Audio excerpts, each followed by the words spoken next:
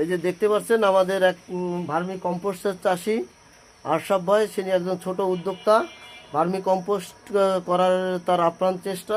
তিনি এখান থেকে 1.5 বছর আগে হাফ কেজি কেঁচো কিনছিল আমাদের অফিসের ওইখান থেকে একজন চাষির কাছ থেকে। সেখান থেকে আজকে 1.5 বছর পরে তার 9-10 কেজি কেঁচো আছে এবং এই যে সে সার বিক্রি করছে।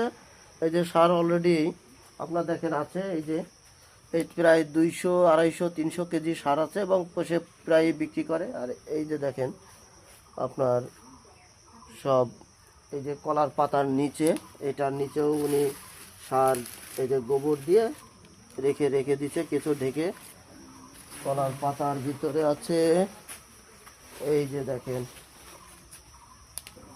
আপনার চারির ভিতরেও আছে, সব দিকেই আছে। এই যে 4-6টা চারি এবং ওই দেখেন কলার পাতা সবই আছে। এইভাবেই উনি তার